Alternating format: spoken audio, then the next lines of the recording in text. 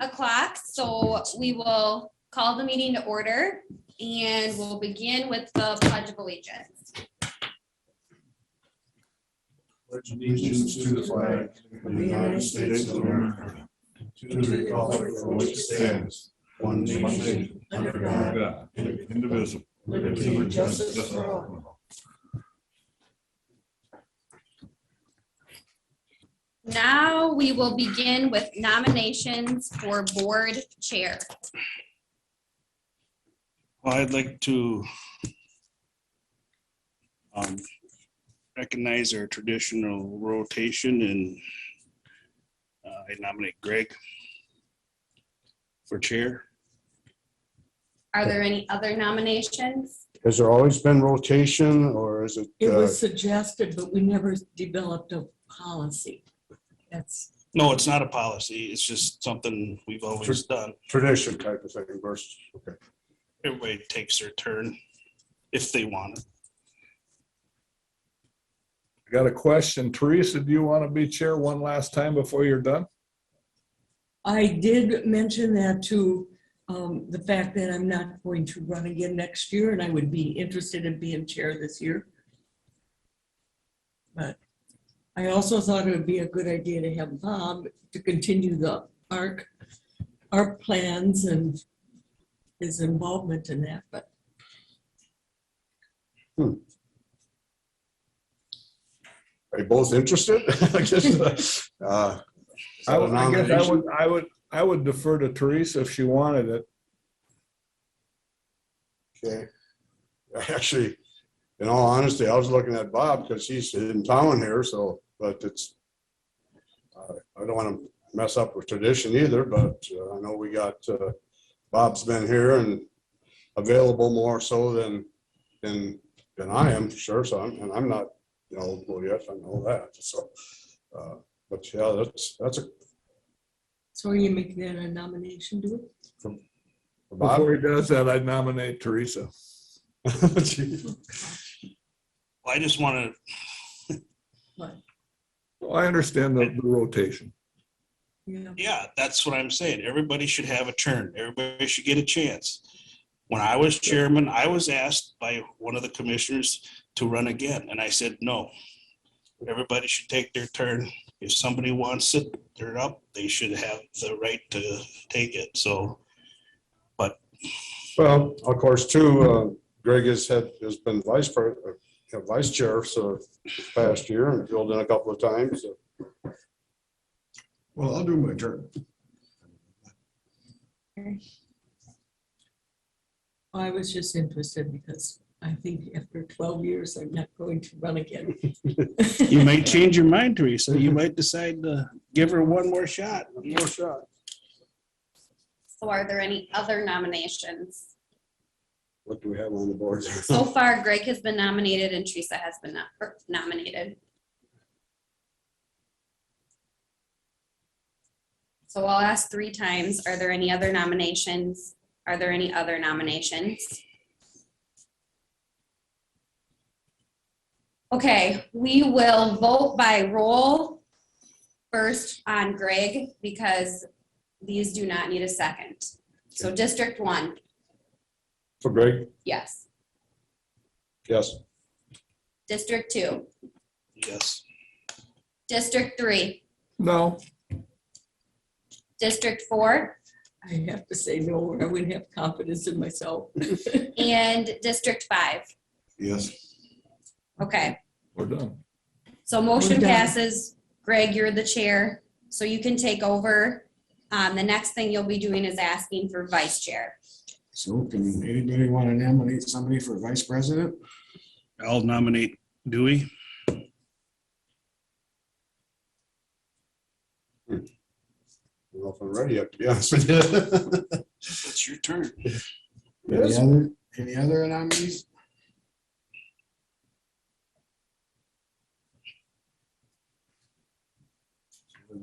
Do we have to vote on that, or does he just? Yep, we have to vote. Do roll call. Do roll call? Yes, I would. Or you want me to do roll call? Okay, Yeah. District 1, Abstain. District 2, Yes. District 3, Yes, District 4, Yes. District 5. Yes. Motion passes. Dewey, you're the chair, the vice chair, I mean. That's okay. Okay with this. Great, you get to run the meeting. This- All right, we got that all taken care of. Do we have a motion to approve the agenda? Or any changes? I make a motion to approve the agenda with the change of action item number 7 to move to discussion items. 7 to discussion. Yep. Okay. It's just to consider a draft. It's just a first reading. And- Yeah. We should wait until after the 7th on what the Supreme Court says. And I've talked to other counties that Winona and Fillmore haven't done anything yet either. They're waiting, so. We can discuss it in discussion items, but we don't need to take an action on it today. we just have to have something prepared. Fair, yeah. I would also question action item number 3, as far as Bank of the West. We had a finance meeting yesterday. They didn't have all the information that I thought we would get. So they're going to present more information. Do we have to recognize them today, or can we wait until next Tuesday after we've gotten the Bank of the West rest of their information?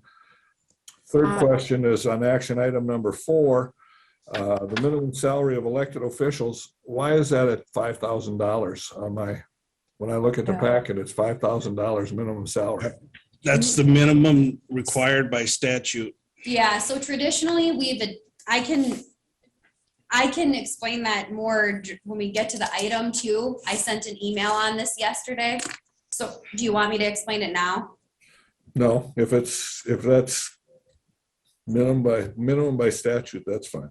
It just seems Yeah. odd. That's all. Traditionally, we've always passed that at the first meeting of the year. Okay, Tess did also say that instead of that, you could use the lowest amount on the pay scale. But this is traditionally what you've done to meet the requirement, so we can discuss it more when we get to that item, I guess, but Okay. that's what's going on there. that's Any more changes? Anybody got any more changes? Bob, just wanted to mention, commissioners, actually, that we really should do the Bank of the West only because right now we are doing business and the state auditors want a resolution in place, whether or not, we're going to continue with Bank of the West or not, because right now we're doing business with Bank of the West on their daily, checks and deposits and everything. So we should really authorize this today, even, whether or not we make decisions or not, just because that's what the state auditors would like us to do. We can always change it in the future. Oh, absolutely. I mean, this is just for now so that, so legally I'm authorized to transact business today until we make the decision. all right. Okay? Yep. Thank you. Yep, you're welcome. And just to note that it will continue until we are no longer depositing into Bank of the West. And it's not something that's gonna happen overnight, Right. even if we change names. Okay. I'll second Eric's motion with his exception on number 7. Okay, there's been a motion and a second. Any more discussion on those changes? If none, everybody in favor say aye. Aye. Opposed? Aye. Passes. All right. Approve the previous minutes from board meeting December 28th, 2021. So moved. Second. And a second. Any more discussion? If none, let's do a vote. All in favor, say aye. Aye. Aye. Opposed? So it's Public comment.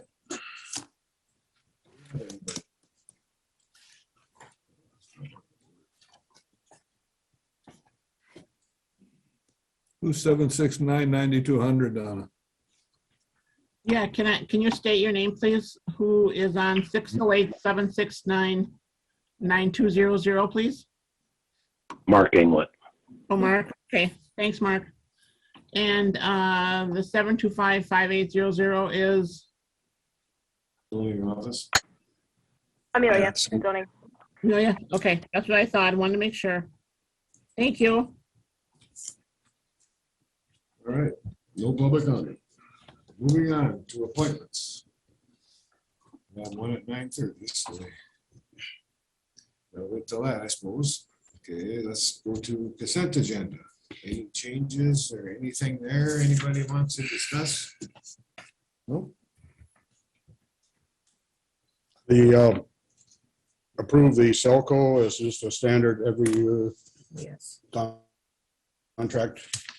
It's just a one-year contract. This is Right. This year it is. It's a We've one-year usually contract. done 3 years, but this is just the 1 year, one time. Right. Okay. I'll move to approve the consent agenda. We have a motion to approve the consent agenda. Second. And a second, any more discussion? All in favor, say aye. Aye. Opposed? Same sign, carries. All right, let's go to action items. Is that all right, everybody? Start with that. Yep, you can start with action item number 2 and we'll come back to number 1 when we open the bid at 9:30. Action item number 2, consider adopting a resolution number 22-02 to authorize Heights and State Bank banking powers for 2022 for Donna. That would be you. And commissioners, this is just normal every year procedures, just because, like I said before, the auditors want to make sure that I have approval to authorize banking business, the daily business. Move to approve. Second. Okay, got a motion, a second to approve. Any more discussion? All in favor, say aye. Aye. Opposed?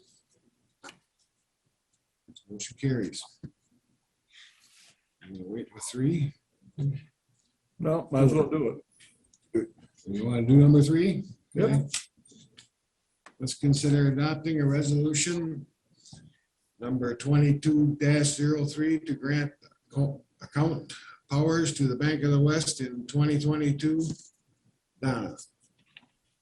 It's the same thing, right? It's the same thing. We have a motion to adopt that. So moved. We got a motion I'll second it. and we have a second. Any more discussion? All in favor, say aye. Aye. Aye. Opposed? Sign carries. Let's do number 4. Consider adopting a resolution number 22-04 minimum salary for elected officials in 2022. Allison. Okay, so I had prepared this resolution prior to Tess sending out another option. Either would work. So traditionally, we have always passed a resolution the first meeting of the year saying that we will follow the statute and pay at least the minimum requirements for elected officials. So the other option would be, we could say we would pay at least a minimum and then use the first step. But the resolution that I've prepared does meet the minimum requirement, and then we have it in place. It was also brought up that in the future, you could potentially, in the future, it could be potentially that some elected positions end up being instead appointed, and then that just wouldn't be applicable. But we would still list them at this time so that we're covered for what we have.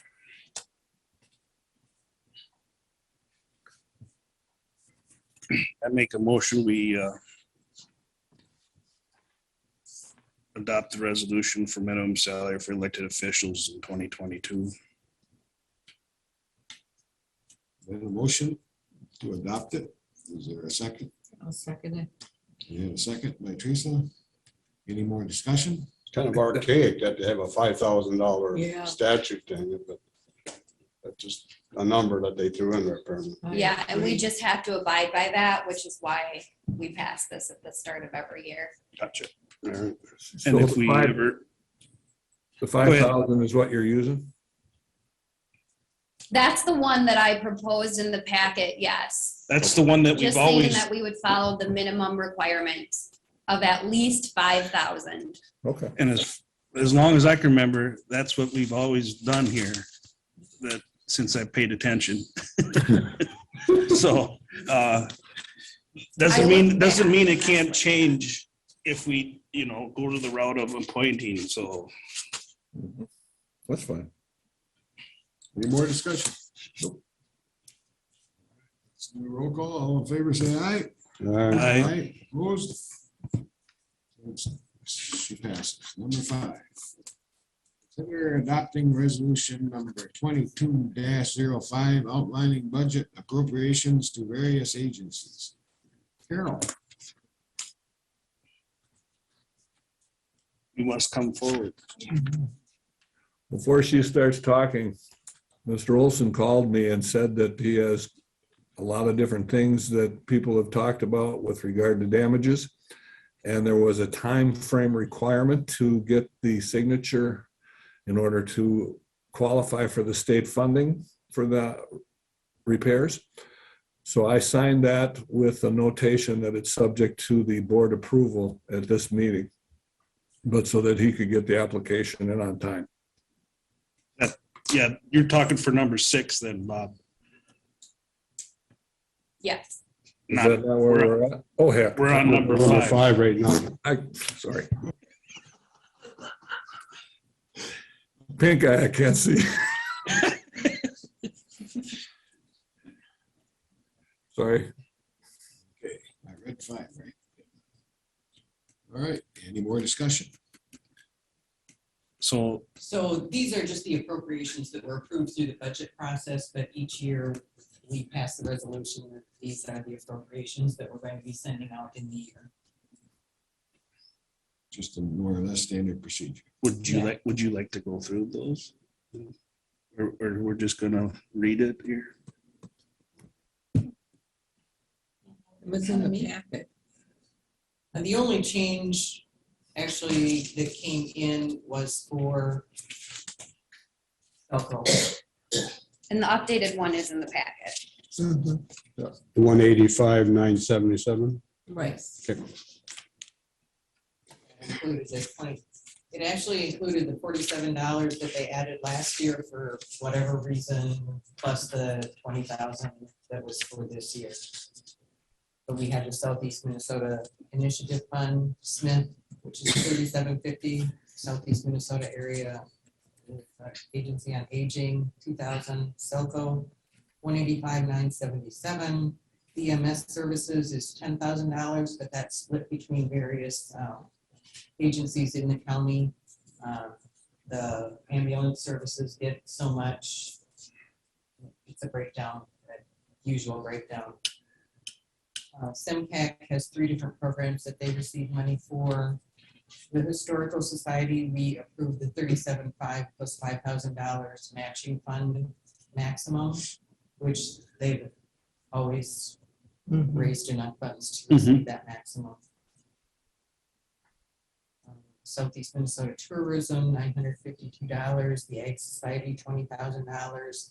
They just presented their financials for 2021, so they were awarded the additional $4,000.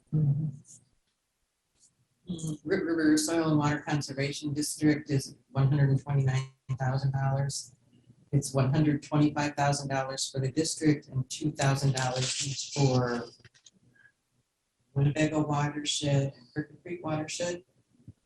And then we have the Southeast Minnesota EMS of $5,000, which goes to the group, and they use that money for funding. So the Winnebago Watershed, they don't have the board, do they? They don't have a levy authority or a board. No. why do we give them? So who do we give that money to though? So It actually goes to soil and water. right, but And it's they why did is that it big project right? a couple years ago. Why is it separated? I'm just trying to understand the history. They like to keep it separated so that they know how much money they have to spend if they have another project that comes up. Oh, okay. And then they keep it separate for repairs and stuff too. Allocate. Fix up the dams after a few years. So like I said, these have all been approved through the budget process. So the grand total is 408,179. Yes. Move to approve. We have a motion, is there a second? I'll second it. We have a second, any more discussion? All in favor, say aye. Aye. Opposed? Passes. Number 6, consider adopting a resolution number 22-06 declaring a state of emergency for conditions resulting from severe storms, heavy winds, and tornadoes, event of December 15th, 2021.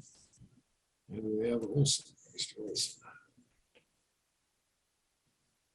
So Bob, you want to reiterate what you said there? You want to tell us a little bit about it here? I don't see Mr. Olson here. He's up on the He's on screen. video. Oh, okay.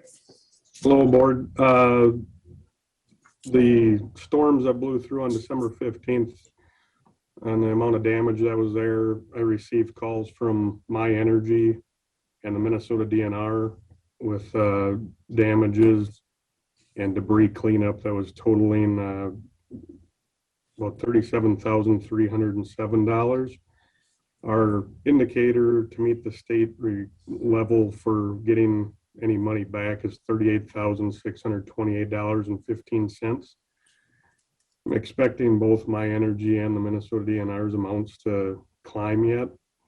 That's why I reached out to then Chair Bob Burns to get an emergency order so that we could get the ball rolling for this. I have a preliminary damage assessment scheduled with the state of Minnesota for this Thursday with both of those entities, and we'll get the ball rolling there. But you guys, to move forward, I needed the full board approval to move this forward. So Mark, has the townships submitted anything yet? Or? They have not. Of the townships that I've talked to, they haven't met their project threshold, which is $3,500. Almost every township that I've talked to has had a few trees and things, that they had to clean up off of the roadways, but nothing that's went up over $3,500. Okay. So this is a changing amount. I mean, we're just authorizing to go forward and apply because we don't have totals yet. Correct, and it'll stay open, and the amounts can continue to climb after the state gets involved and starts doing their assessments.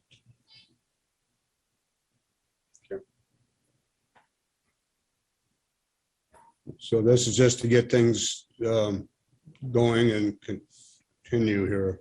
I move to approve that resolution 2206. I'll second it. Okay, we've had a motion and a second to approve it. Any more discussion? All in favor? Say aye. Aye. Opposed? Motion carries. Number 7. We go to 8 now. Consider revising Cindy Criswell Hatley's hourly rate from $36.50 down to $26.47 an hour, effective January 16th. See the memo in support of current wages from Lucas Iosgard, HC County Assessor. For further information, Tess.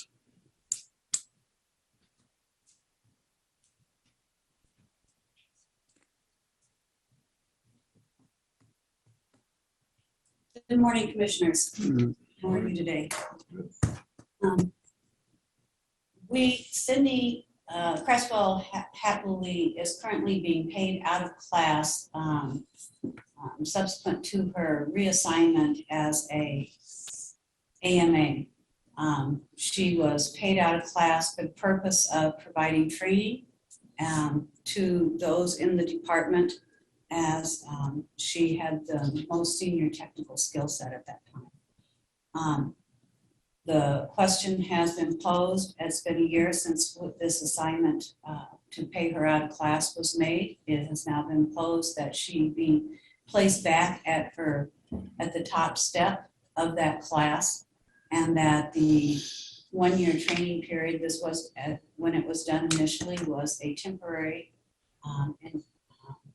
action by the board. And so we're simply visiting it at this time to determine whether or not it's appropriate to return her back to step 5 or to continue on. And I believe the department head is here to speak on behalf of himself and the department. That's what those needs are. So that assignment that she had in for a year was a temporary Yep. fill-in kind of. It was. It really didn't have an end date, but we believed at that time, I recall there was discussion that approximately a year would be appropriate. I make a motion to end the temporary out of class pay to back to where step 5 at $26.47 an hour. Say something before anybody else. You may come forward. Well, can we get a second on my motion? Then we can have a discussion. Yep, we can do that. Okay, we got a motion. Go back to the 26.47 per hour. Is there a second? Second for discussion. We have a second, so now we can go to discussion. Alright, Now you first, can talk, Lucas. did everybody get the letter that I Mhm. wrote? It's in the Making packet. sure. Alright. So I just wrote a bunch of stuff, so if I can go over it, I appreciate it. First of all, Cindy has 24 years of experience in this office. Currently, as I pointed out in the letter that I sent to personnel and that you guys all got, explaining the areas that considerable training is still needed in our office. You all do have that. If you want me to go over each one, I'm more than willing to do that. Currently, we have 4 appraisers with 2 years or less experience. Cindy and I are currently the only ones that can do more than just one county reconstruction review. And yeah, in the summer, COVID, most of our appraisers are actually in their first year now of doing anything other than reviewing properties on a computer.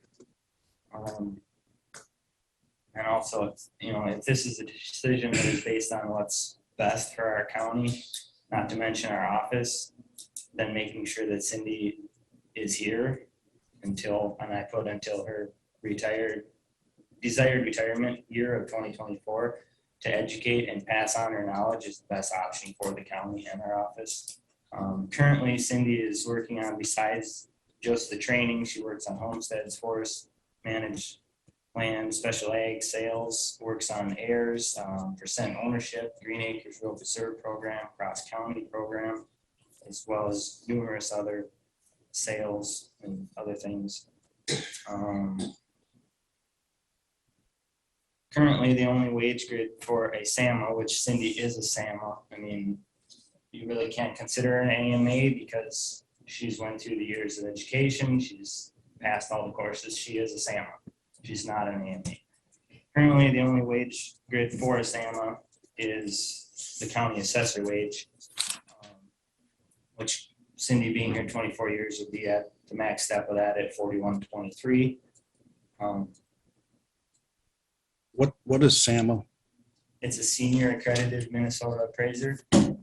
So that means you do all the AMA classes, and then you also have to take an additional 8-hour income exam, which is a very grueling exam.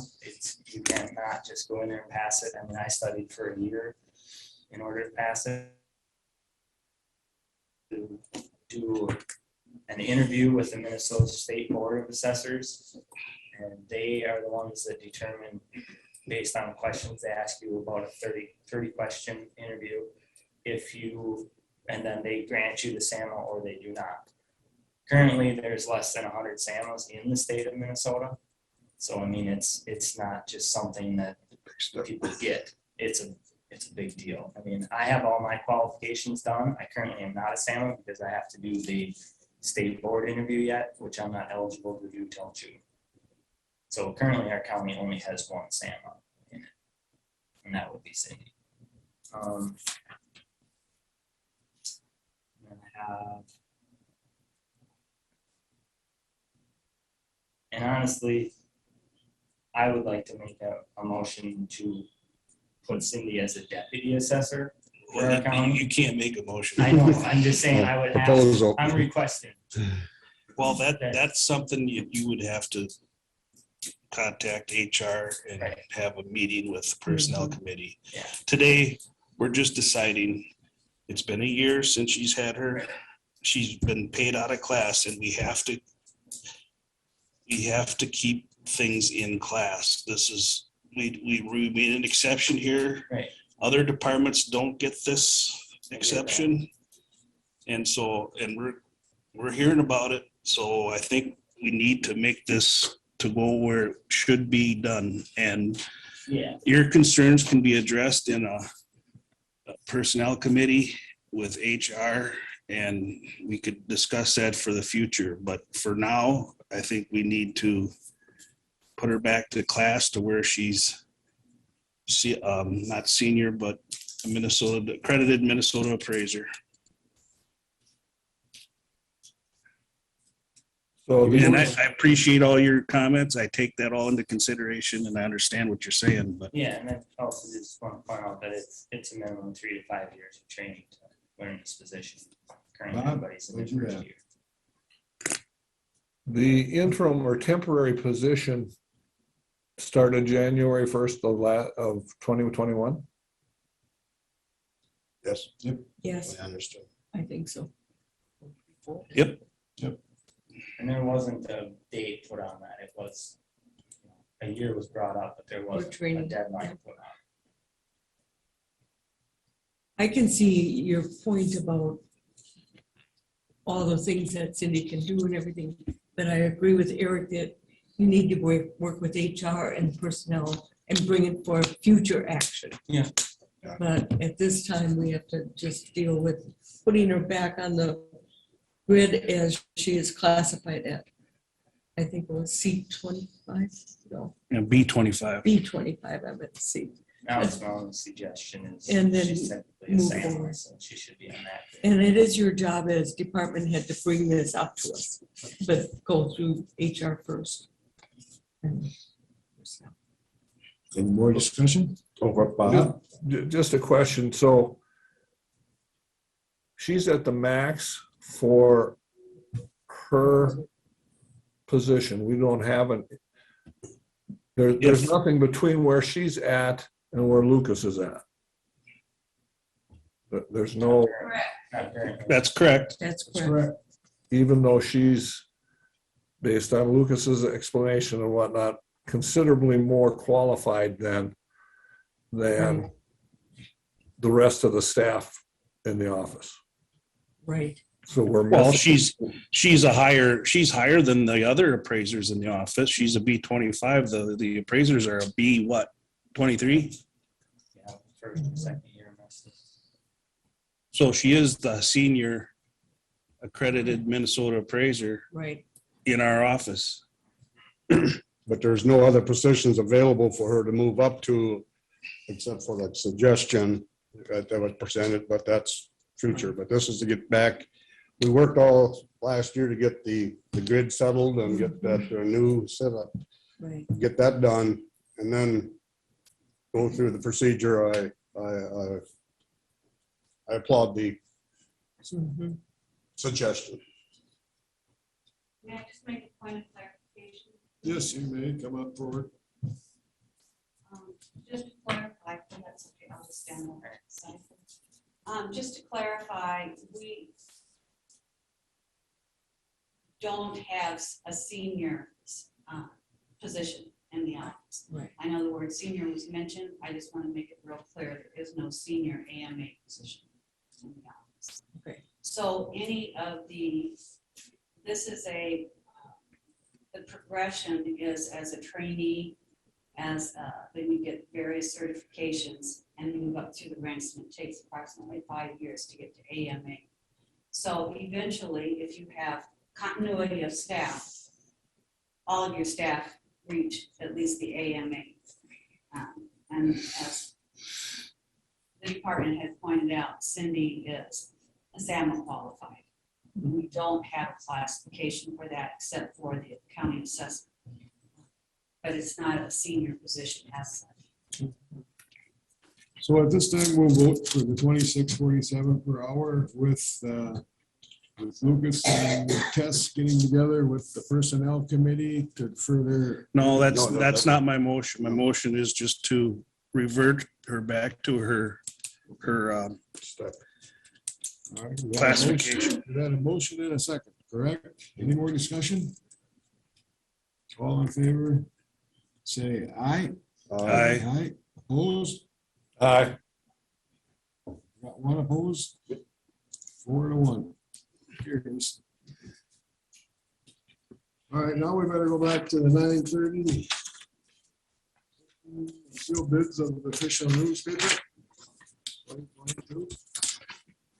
Never here for the artists. Donna's gonna do that. Yep, I've got the bid. I've got one bid today, commissioners. I've got to let somebody in here quick. Okay. I've got one bid to open today. The bid is from the Caledonia Argus. And I will open it up and read it out loud here.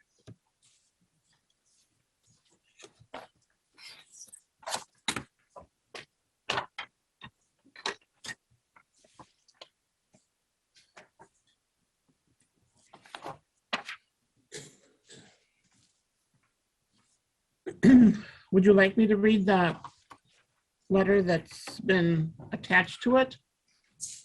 Sure. Okay. To the board, enclosed is our proposal for the 2022 official newspaper bid for the Houston County. We look forward to continuing to provide a great public notice service for our county and its residents. We also look forward to continuing coverage of county board meetings and news stories in Houston County.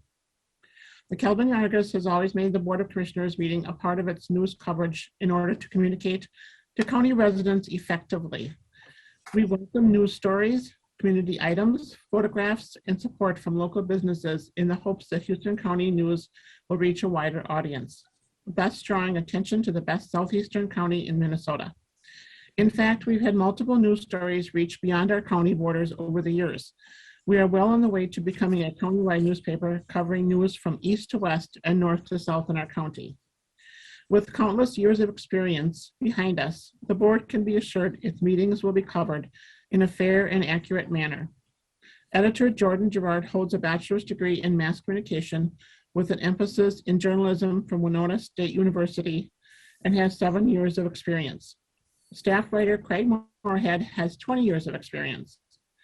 We hope you will seriously consider the Caledonia Argus bid for Houston County's official newspaper in 2022. Sincerely, the Caledonia Argus editorial staff. Okay, so I will read you the bid lines, okay? I did provide last year's bid for you. You can compare if you want to, whatever. Okay, the first item, number 1, charge per inch, bids to be based on a 7-point type Arial font with an 8-point leading, $7. Miscellaneous notices that are not required to be published in the official newspaper, state legal rate and display rate per column inch. For legal rate, we have $8.70. Display rate is $8.70. The printing of 2021 financial statements, charge per inch, bid to be based on a 7-point type Arial font with an 8-point leading, $7. Publication of sample ballot information, charge per inch, bid to be based on a 7-point type Arial font with an 8-point leading, $7. Publication of tax forfeiture information, charge per inch, bids to be based on a 7-point type, Arial font with 8-point lettering, $7. And publication of delinquent tax list. Houston County provides the data in a typeset format with a delinquent list being published by only the successful bidder. Charge per inch, bids to be based on a 7-point type, Arial font with 8-point lettering, $9. And it is sure? signed Are by you sure we got the right? Jordan Gerard. Is it different? Same as last year. Same as last year? Okay, yep, this is the one from today, right here. Oh. I just read it off. I didn't compare it to last year when I was reading, so this is what they submitted for a bid. That's resolution 2201 would be that, same price. We need the official paper. I move to accept the bid. Are there any other bids before I move? You said there weren't, so. There are no other bids. Move to accept the Caledonia Argus as our official newspaper as submitted. I'll second it. We've had a motion and we've had a second to accept Caledonia Argus to be in our official newspaper. Any more discussion? All in favor, signify by saying aye. Aye. Opposed? Motion carries. Thank you. Well, action item number 1 is done too then. Okay. So now we go to number 7. Is that the one you want to discuss, Eric? Oh, no, we got We got number number 9. nine. We got number 9 yet for appointing on the committees. Committees. Consider appointing and updating commissioner committee assignments list and charts. Donna. Thank you, Jordan. Yep, thank you. The chart is in front of you guys, and last year we just went through each one and then decided who would be on it, if it would change or not. Okay. Donna and I are both gonna follow along and hopefully we come up with the same notes. Okay. So do we want to go through this line by line, or? Are we using this chart or are we just going from the packet? I mean, you can use either one you want. The chart is, It's in the back, I believe. the chart should match. I would actually go by this, by the sheet. Yeah. Yeah, Packet. Yeah, by the committee listing. That's the easiest way. We'll send you the updated chart eventually when we get it Yeah. straight.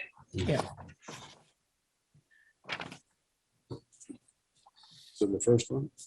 Should we start out? You want me to do it? Okay. Community Service Standing Committee. It's the Public Health and Human Service Director, Veteran Service Director. On the committee is Julie Citizens and Bob Burns. I'd like to continue on that if I could. Yep. Bob? Aye. Okay, that one's taken care of. Land Use Public Works Standing Committee.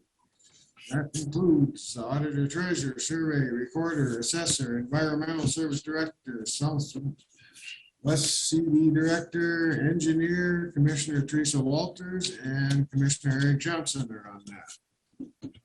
I'd like to continue if I could. I would too. All right, that's taken care of. So far, so good. So do we need to vote on everyone or just go like we are?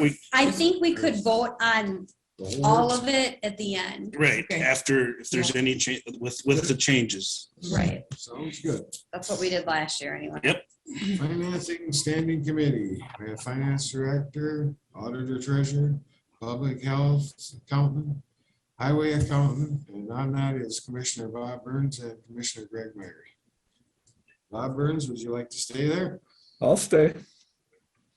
I guess I will stay. You will stay? I was interested too. Go ahead. That's all right. Do it if you want it. You can have it. No, I was just gonna say it, to see it, but you guys go ahead and I'll fill in later. Well, While we're talking about finance committee, I think next year, and this is just a suggestion, that when we do the total budget review, we should have each department address the board with it. That's the way we used to do it in the past. So we got to meet the board and what their budgets were about before we do the preliminary levy. That's just a suggestion, has nothing to do with the standing committee. But So you'd like to have them come in front of all the commissioners? in August, before we set the Okay. preliminary, but that's just my opinion. We did that during a workshop session last year. I mean, not 2 years ago now, but I agree with what you're saying. I'd like to. Meet with the department head Yes, about their budget. yes. But But that do it has if you want. nothing to do. Dewey, if you want to be on there, that's fine by me. Yeah, I guess I could take a, whoops, that's the fourth Tuesday? Yeah. Community second, okay. I'll try it. So Bob's going off of it? So Bob's going off and Dewey's going on. Okay.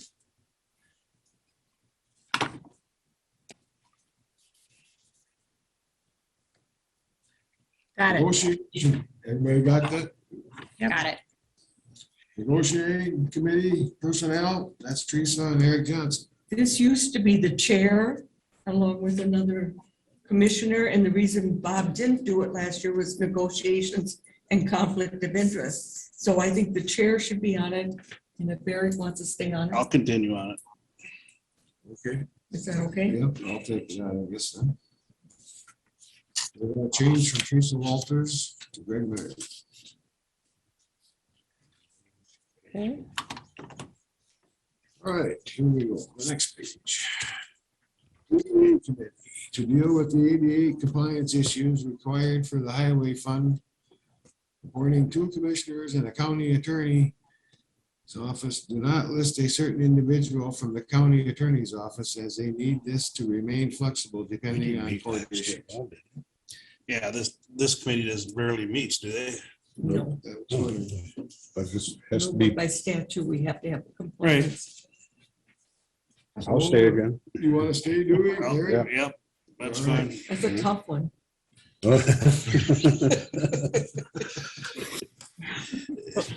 So remain the same, right? Excuse me, so remain the Yep, same. remain the same. Perfect. Thank you.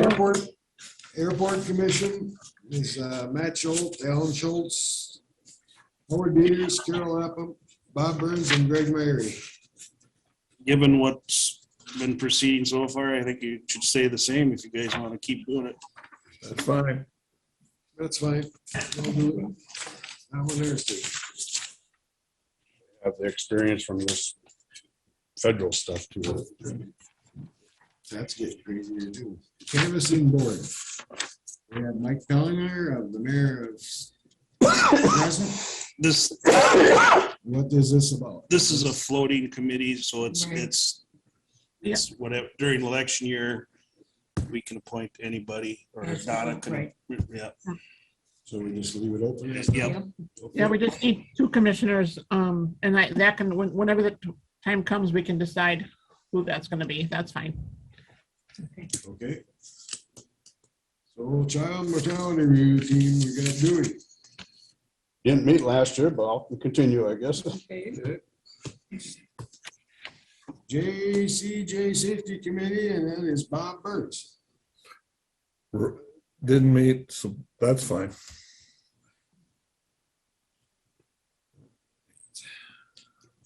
Committee for closing the courthouse in emergency situations. We have chairman of the board, the sheriff, highway engineer, and emergency manager. Guess I'll be the chairman for now. I guess I have to take that job. Mhm.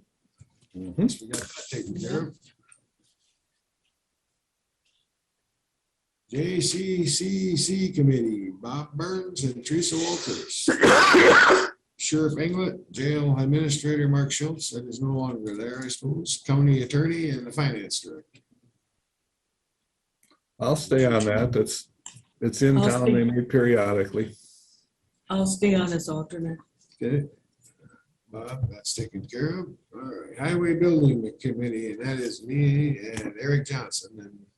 And well, I think we should have one more meeting, and try to push these doors along or something here. well, What do you think? and then after that, it can dissolve because we're not gonna keep having highway shop meetings, so. No, Okay. you and I could, as far as I'm concerned, we could stay on as if we need to have another meeting to finish things up or to plan a grand opening or whatever. So, You may as well leave it, then next year it will be eliminated. right, Right. yep. It was dissolved as needed, basically. The way it's going, it might last a year. If we don't get doors till the spring. Okay, we'll leave that one the way it is. Everybody's okay with that. Parks Committee includes Wildcat, Bocce Parks. Meet as needed. We got Dick Walters, member at large, highway engineer, auditor treasurer, Bob Burrs, and Dewey Severson. Any changes there? Stay on that. Dennis Yager on the next page. Dennis Yager on the next page. There would be a change to the per diem amount for the community members. That should only be $30. 30 for Lake Yager. What did she say? 30 for the civilian, Oh, 30? Okay, not, and yep. Why is that? got it. Carol, do you want to explain why that is or? Because that's what we pay all the other Oh, community. right, like for extension and all that. Yep, it has to be, right, okay. Uniform. I think it's just a typo in here, Yep. which we will update. Everybody all right with that? Yep. Yep. Good. Board of Adjustment. We got Larry Hafner, Wayne Runnigan, Ken Bissinger, Ken Anderson, and Franklin Hahn. Well, these are terms, so Yeah, there's nobody up. Well, Yeah, there is. Wayne Runnigan is up. Larry Hafner's up too, ain't It says 23. 23, okay.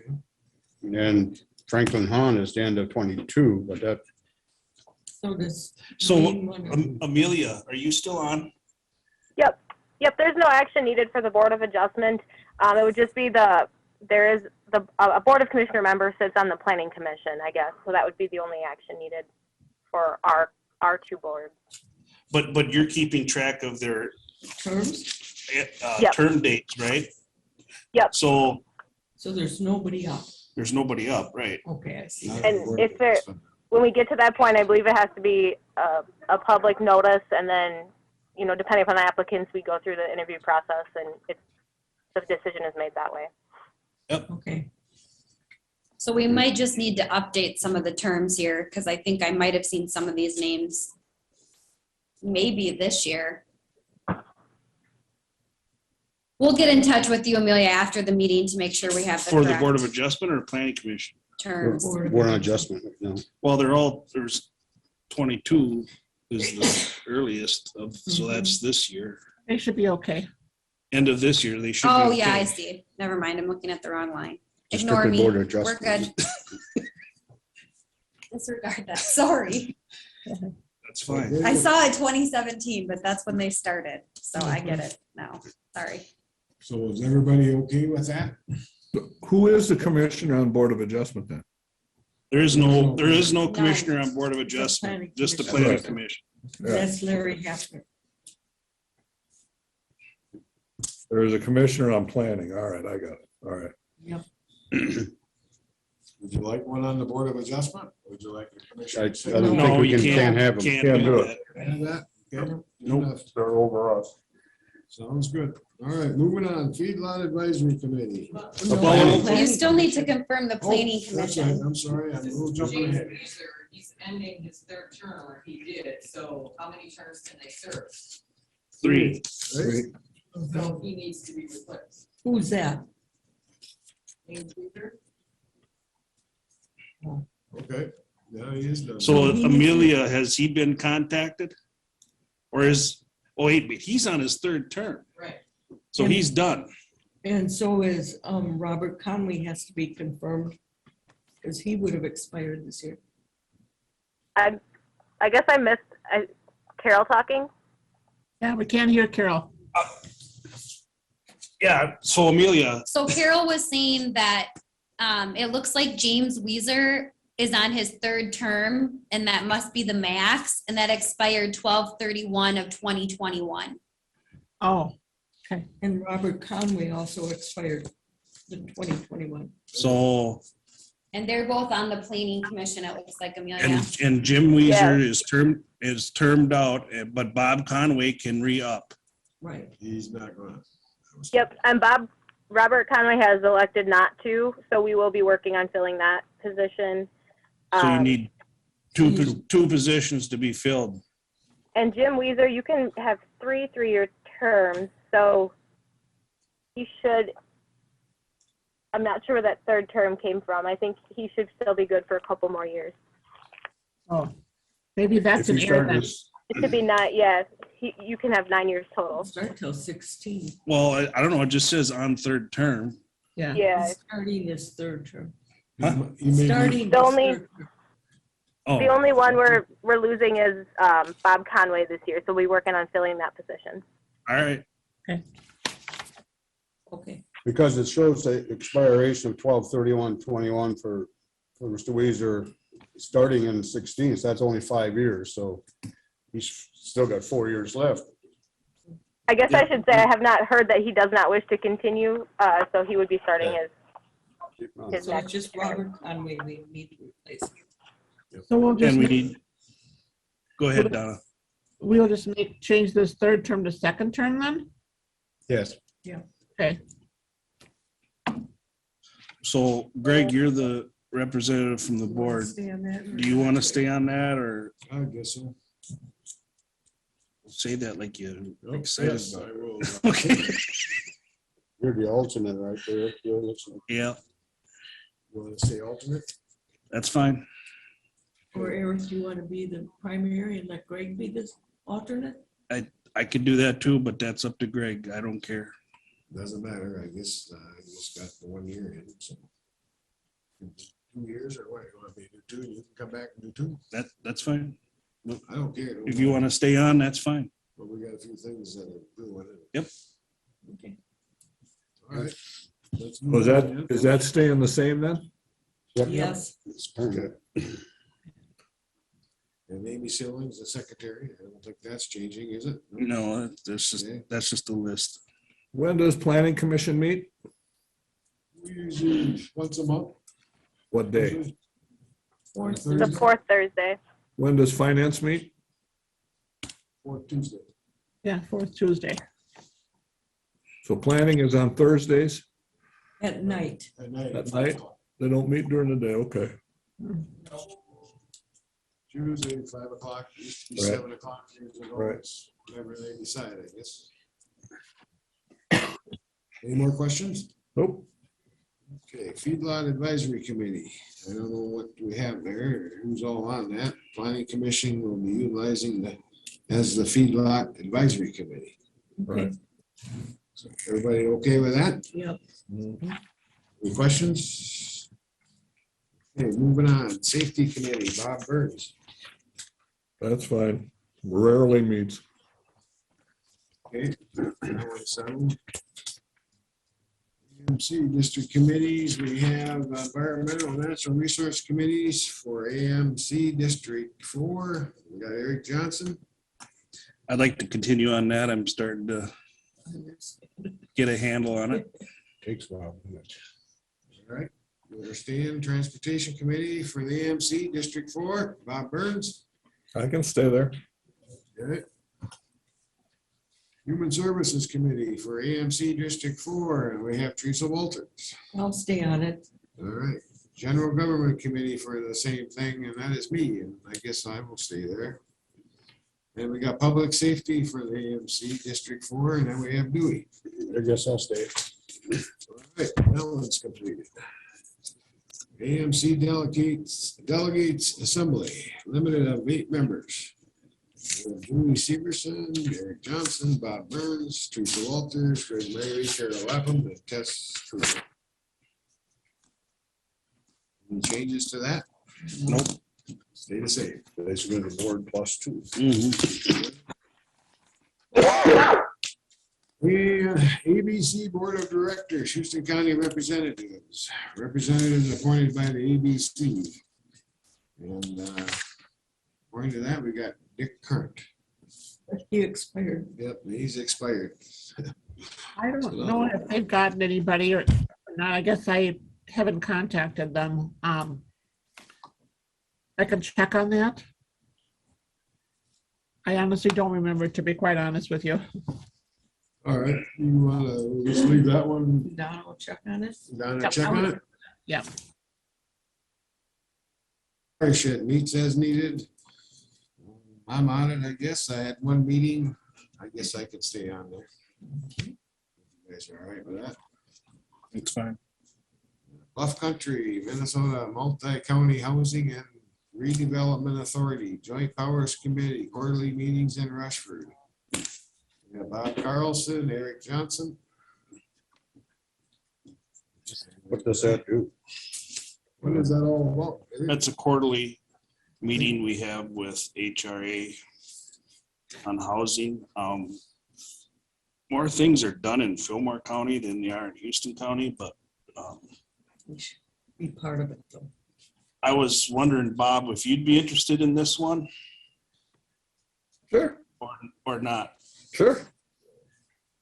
But it looks like that Bob Carlson expired also. Yeah, and the annual meeting's coming up here on Monday or on this month. So That's fine. we would have to,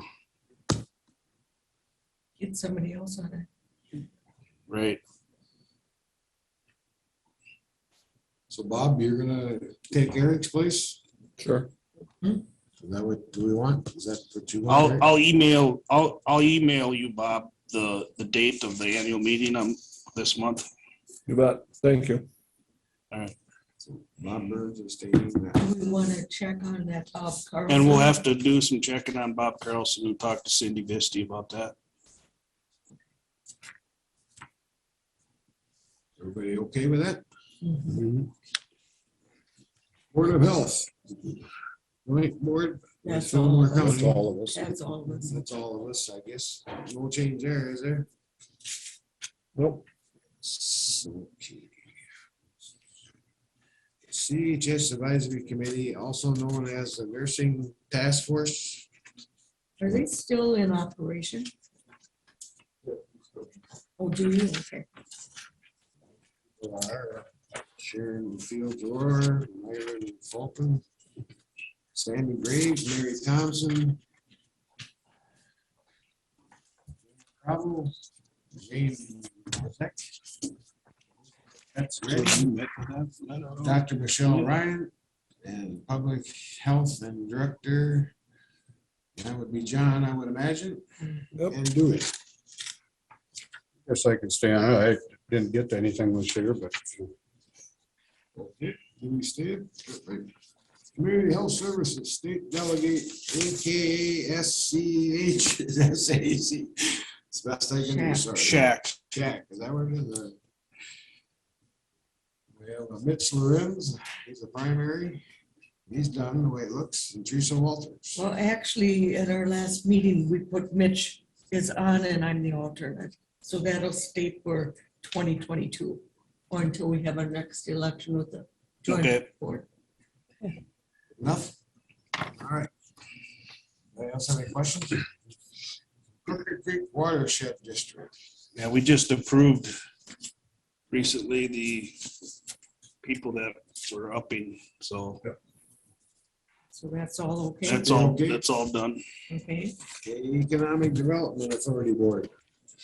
We have Joe Tessing, Tony Schultz, Matt Schultz, Matt Vetch, Dana Burtness, Nigan, Dewey Severson, and Eric Johnson.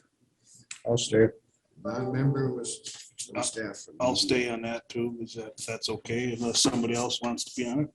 Sounds good. We're always looking, can't have more than 3 though. You two are staying, correct? Yep. Thank you. All right. Extension Committee.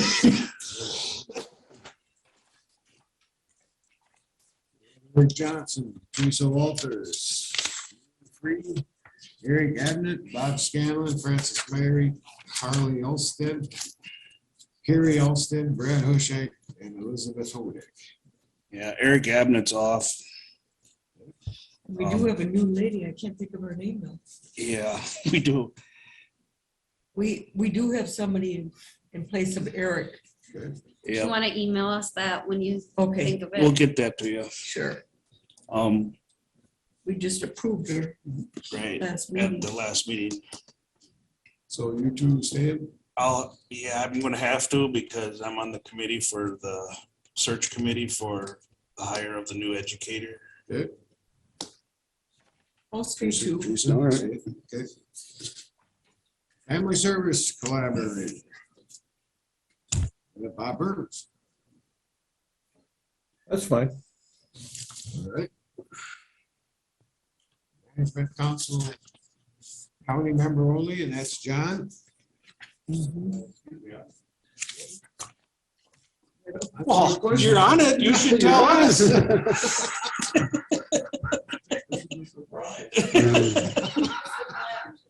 Got a couple of people. When you figure out what it is, you let us know, will you? Okay. All right, no problem. Everything okay there? Hiawatha Valley Mental Health Center. We have Bob Burns and Dewey Severson. I'd just as soon stay. Okay, I'll stay. all right, done. Hiawatha Valley Resource Conservation and Development Area. We have a Glenn Kenneberg at large, a Roger Stanoff, and a Dave Walters. Anybody else want to be on that or anything? It is what that is. so. Just the way it is, right? All right. Still on, because he's not their board anymore. I think you're right. He might be off, but I don't know who got replaced by him. I could find. We'll have to get an update on that one. Yep. I think they might have reappointed Glenn Cruz to take his place, but I'm not positive. Juvenile Detection Facility, Homestead Detention Center, Rochester, formerly known as Many Rivers. Sue Bublis on there, and That's it. that's it. We got her along. Cross County Solid Waste Policy Board. And we have Teresa Walters, Dewey Severson, and I suppose now it'll be Martin instead of Aaron. Correct? Yeah. Okay, everybody stand. I guess so. Okay, Do you Teresa, guys want to let Martin know that he's on that now? He might not realize Sure. that. we got the MCIT voting delegate, and that would be Robert Burns and Teresa Walters as the alternate. Stay the same. Teresa will be alternate. Bob? Okay. Good. Then we got the MCCC voting delegate, and that is Carol Lapham. I don't think you're gonna stay, I would hope. Yes. Good. One watershed, one plan. We have Eric Johnson, Bob Burns as an alternate. I'd stay on that if that's okay. Bob? That's fine as the alternate. Yep. Okay, everybody's good. Southeastern Minnesota Emergency Medical Joint Powers Board. Joint Power Committee is Teresa Walters. I'm fine with it. Good. So. Southeast Minnesota Emergency Management Board. Joint Powers Committee, Emergency Management Personnel, I don't know who that is, and the sheriff is the alternate. Stay the same? Yeah. Okay. Southeastern Minnesota Regional Emergency Communication Board, or ECB. And that has a Joint Powers Committee, and we have a Julie Idrelli, Dewey Severson, and Teresa Walters. Dewey, you're the main one. Teresa, you're the alternate. I'll stay. I'll stay too. Okay, good. Selco Board of Directors. We have Bob Burns, Teresa Walters. If anybody wants that, speak up now. I best not. Teresa, you want to be alternate? I'll be alternate. Okay. Bob, are you willing to stay on as primary? They only meet very seldom, don't they? Or is it quarterly? It's quarterly. Semcak appointed by the board, county board. I guess I'm on that one and Eric Johnson's the alternative. I guess if anybody wants it, they should speak up. Bob, you're acquainted with Semcak quite well. Maybe you want to have that one. Since you took finance, why don't you put me on that one? All right, I can go along with that very easy. So you have the Semcak one. Thank you very much.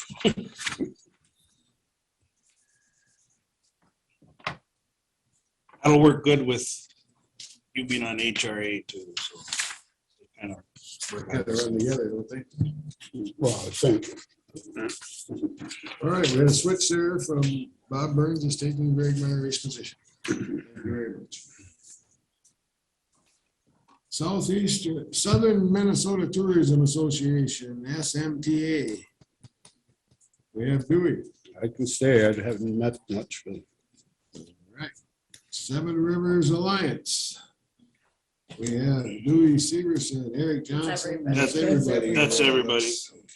Okay. I don't think nobody's I don't changed. think we've met, did we?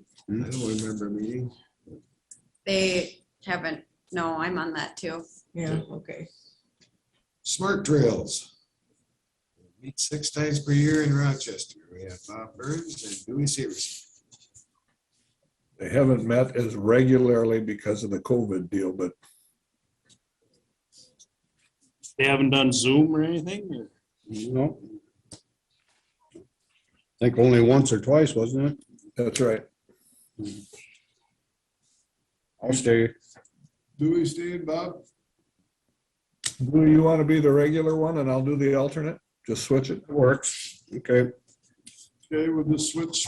Dewey would be the Bob and Bob will be Dewey. Seeing as how you're getting that bridge or Are you okay with that? Yep. Township Officers Association, attend the township meetings for your informal purposes. Teresa Walters and Eric Johnson.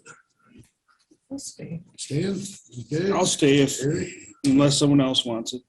we're doing good there. Water Planning Committee. We have a lot of vacancies on that. Yeah, what's- Dan Griffin is no longer on it either, so. Oh. So we're looking for people. I know Dan has been trying to find somebody. But yeah, it's a lot of other people that are on it here, but I'll stay on it as a commissioner if that's okay. Yeah. All right. All right, then we're gonna way over. Workforce Development, right? That's where we're next, yeah. I'll stay on there. So now you're gonna take care of that. Soil, water, Winlac, Winona, the Crescent area. We have Teresa Walters and Dewey Severson as an alternate. We I have guess- such a small portion of that whole thing, but with 3-hour meetings, Yeah, but but we need to be represented, I guess. It's in your district. it's our area. Okay, I'll stay on it. I have it next Monday, I see first. Dewey, you be alternate? Yeah, I guess we'll work on that. All right, I think we might, One more. Sorry, we got one more. White County offices. County assessor is Lucas. He's appointed till 23. County engineer is Brian Polensky, and he is good till. Well, he got reappointed. Reappointed. Robert's up in 24. Changes there you want to do or change, or leave it all It's just there. there. I think that is the end of it. And then do we have all the info we need done, Donna, for the Association of Minnesota Counties, that last page on the back here? Did we pick all those just We now? didn't change anything there, so. Okay. Everybody satisfied? Yeah, you just fill in who's on the policy committees and Mhm. who's the county board chair. and- Yep. Donna, are you gonna do that? I can do that. Once we get it all updated, if I can go through it and update the per diems to clarify them a little bit, so it makes it easier for people, Yes. if you don't mind. Sounds good. Sounds Yeah. good, Carol. We'll update it, we'll send it to Carol and Yep. then send it to you guys. Yeah. And it might be like a week or so.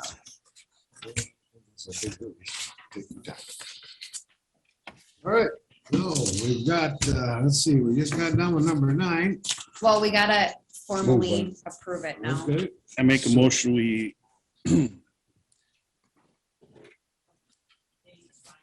there you go. Approve the committee assignments for 2022 As amended. as amended. Second. all right, we got a motion and a second to approve it. Any more discussion? Thank you, Carol. All in favor, say aye. Aye. Opposed? Now we're gonna go back to number 7, correct? Is that the last and final one we got? Well, it's no longer an action item, so we could just bring that up for the discussion. All right, let's discuss number 7. Yes, you want to come forward? And I did put a copy of the most updated one at your desk. Yes, yeah.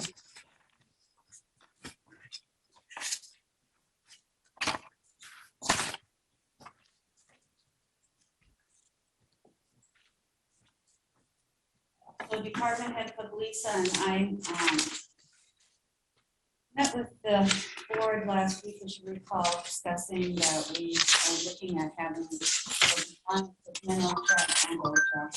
having a policy put forth that is a testing and face mask or face covering policy.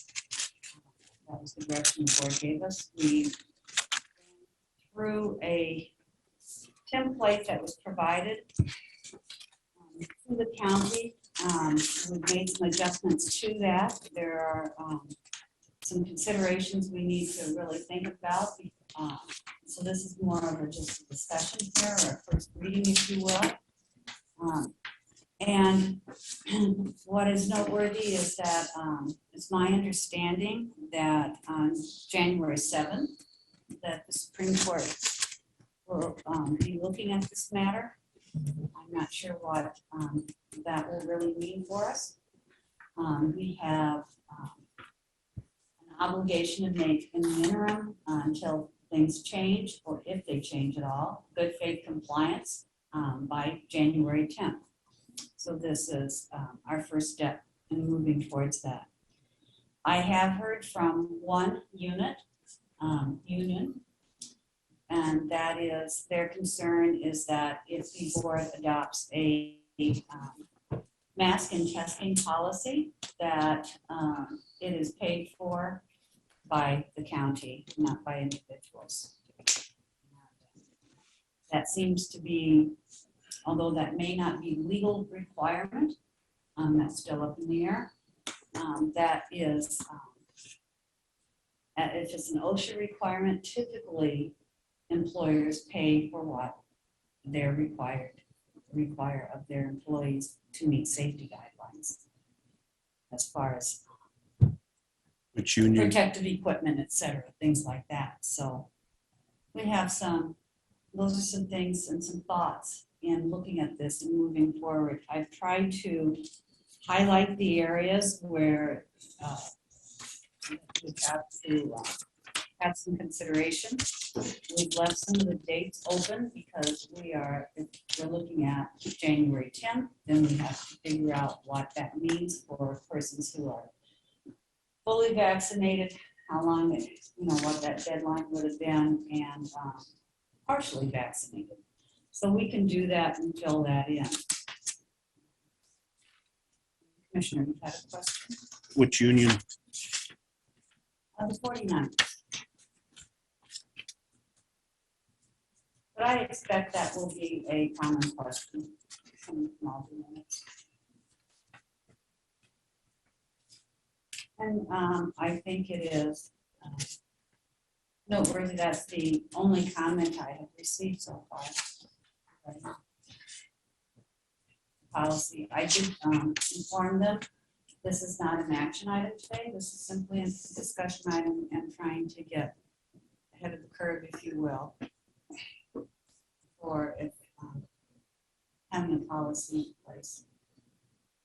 What kind of policies are we looking at down the road? Have you heard anything? Well, this is the policy we're looking at down there. No.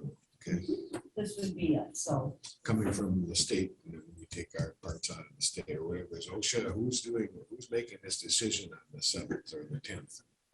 Who's Those are the deadlines. That's the deadline, Commissioner, that is in the OSHA policy.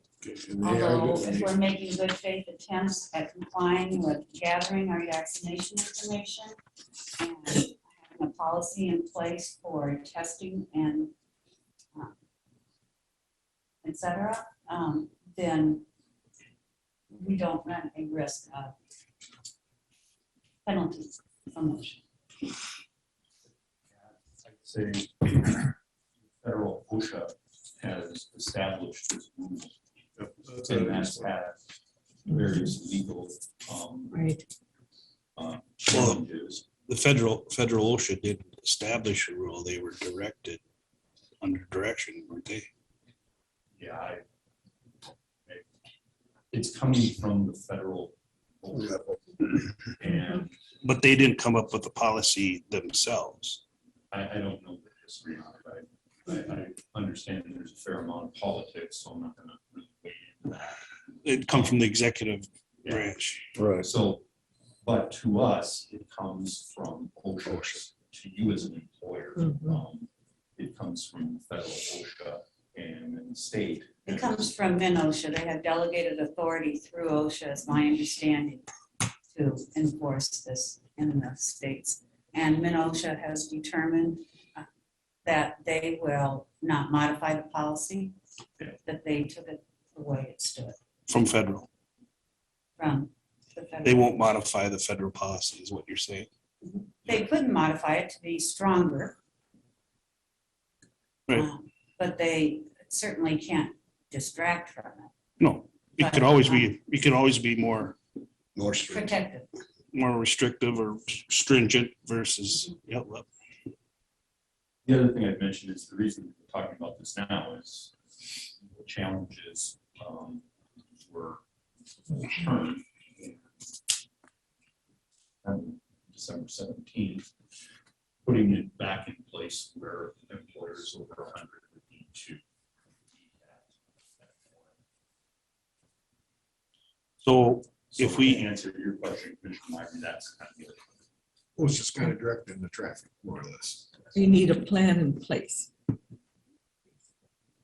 So if, So we need to come up with a plan using OSHA's rules and regulations, correct? Well, this is a policy that would direct whether or not you would prefer to have a vaccination mandate, or if you would prefer to have a testing requirement, testing and masking.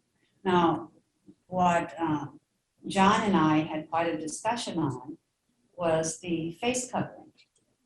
And it's our recommendation, please interject if I'm misstating this, it's our recommendation that the masking policy be blanket coverage to all employees, not just to those who are not fully vaccinated.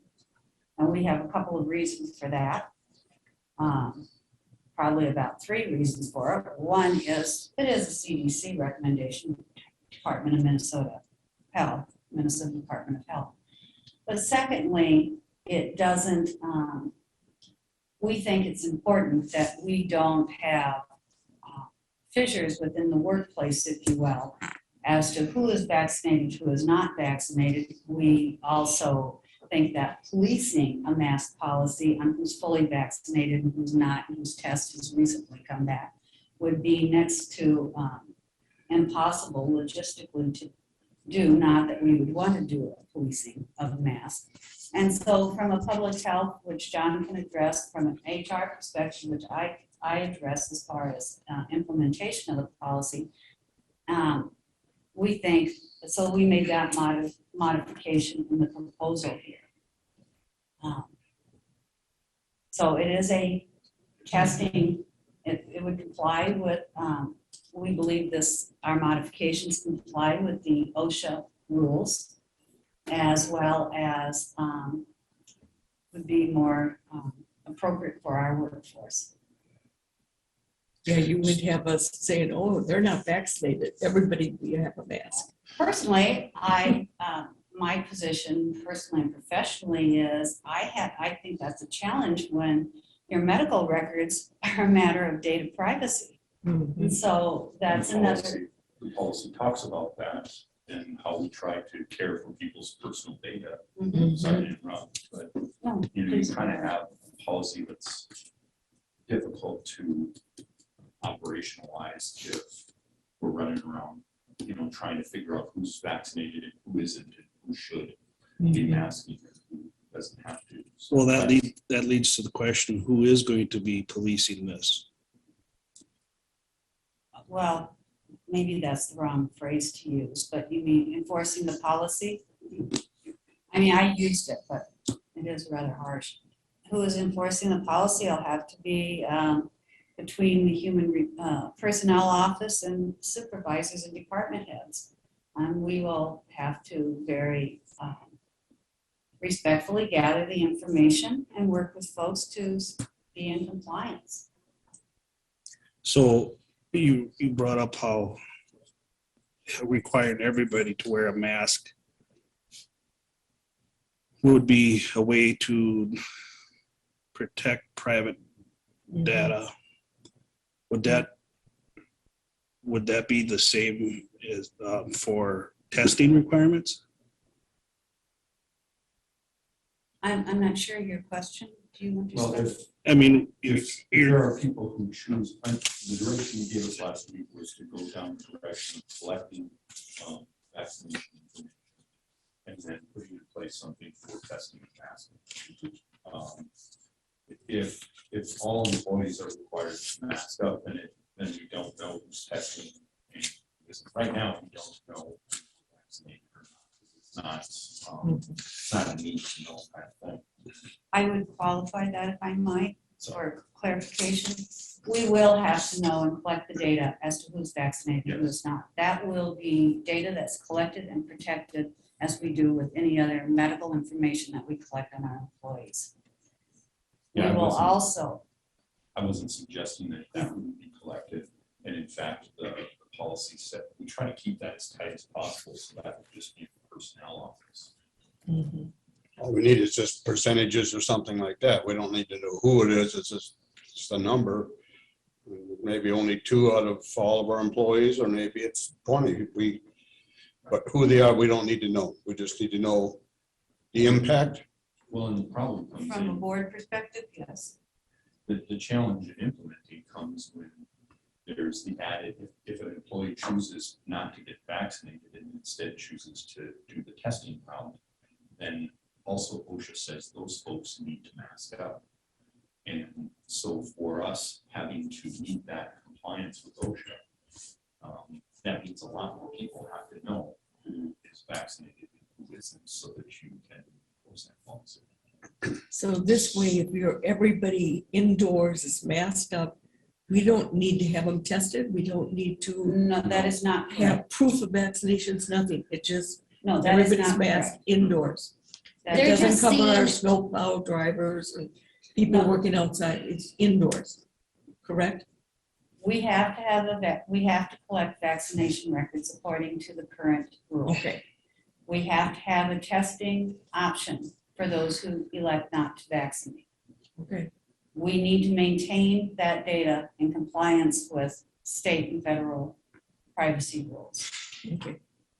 And at the same time, public health has their role in trying to prevent the spread of the virus. And so we believe that having everybody masked has multiple positive impacts rather than isolating one group or another and trying to figure out who should be masking and who shouldn't be masked, doesn't have to mask. The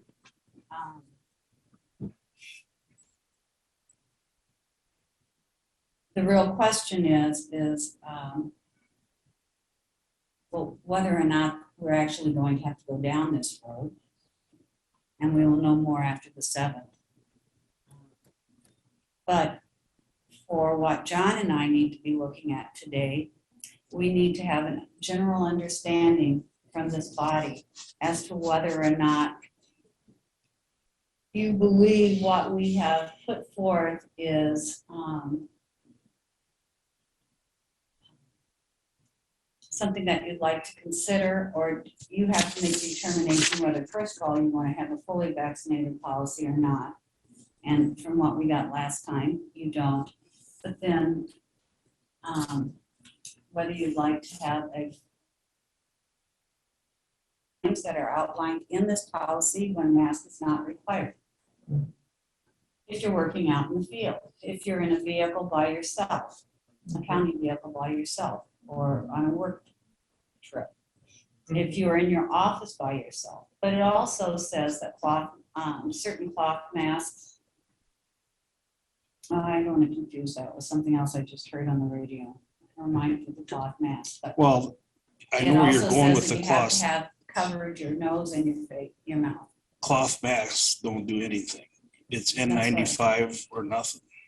That was their, There's been studies. So like so everybody at the courthouse, we all mask up.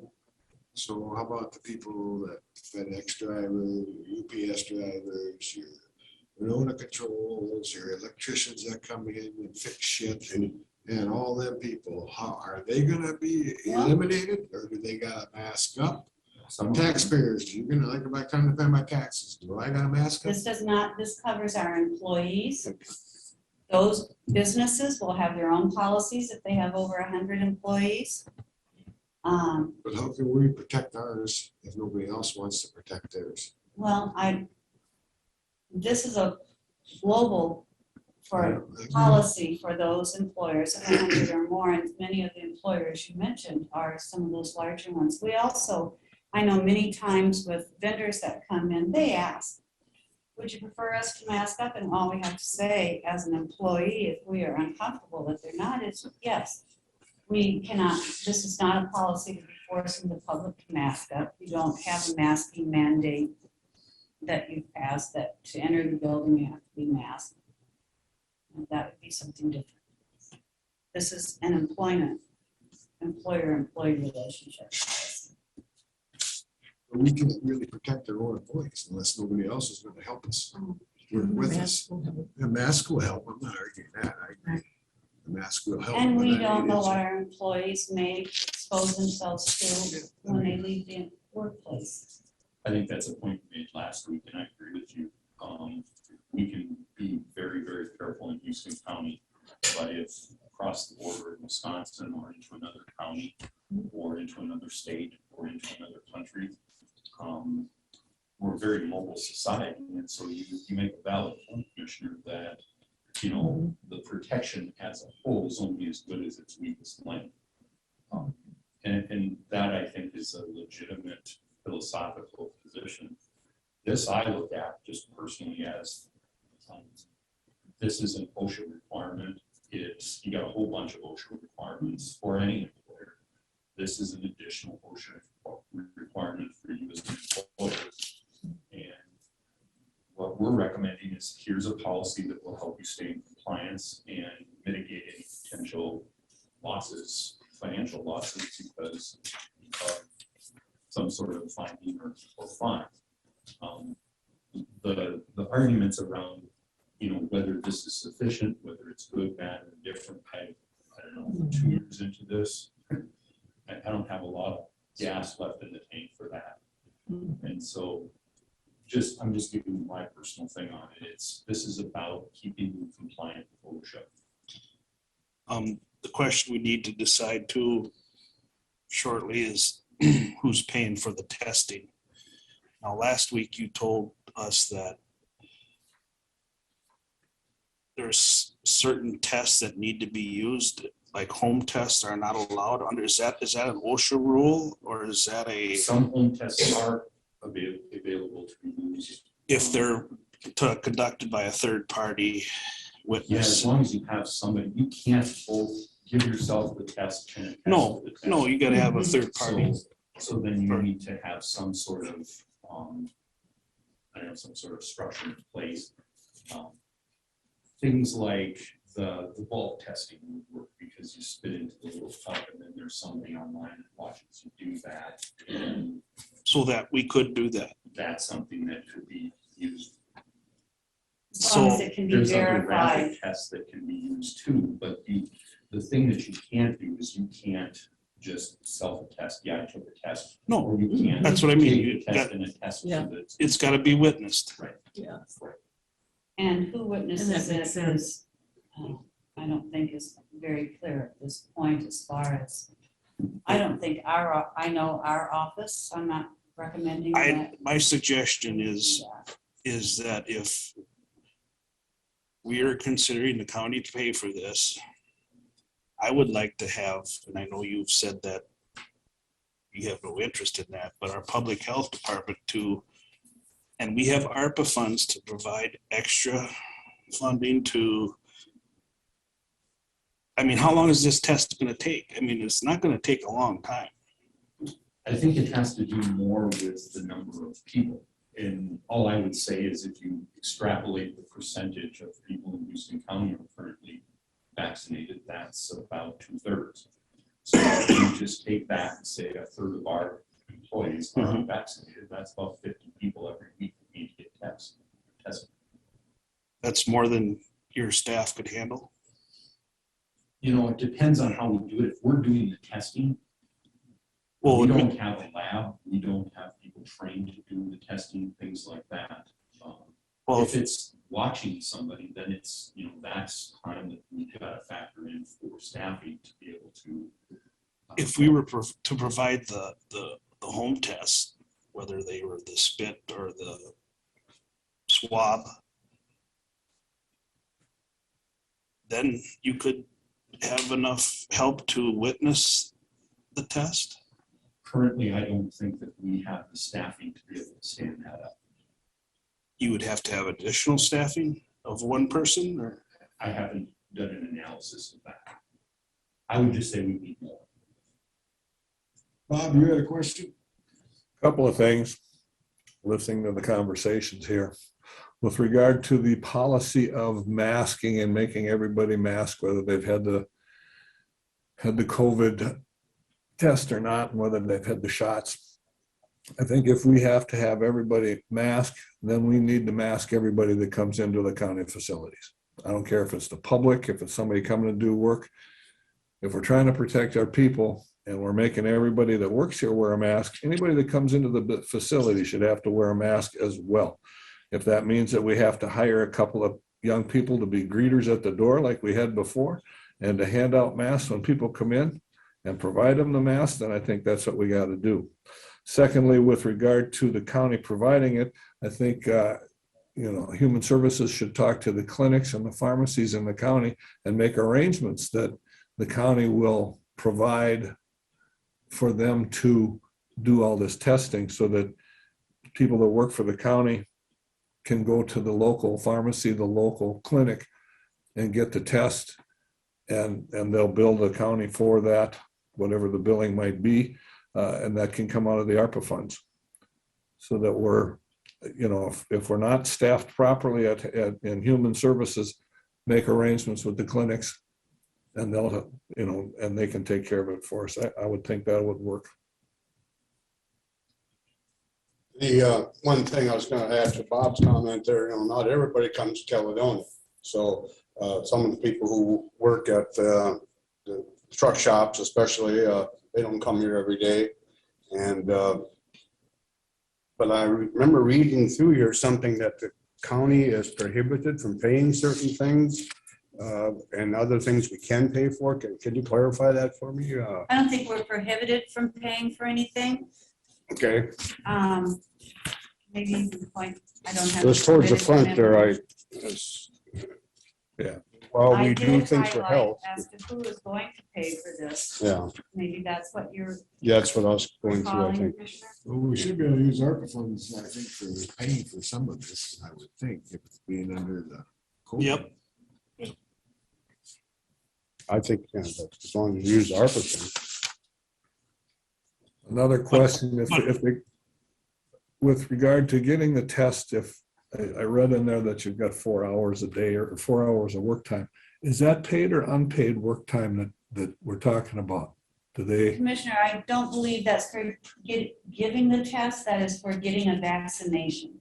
okay, Because in some employers, their employees are their closest health provider may be at a distance, or there may be a long wait for them to get in.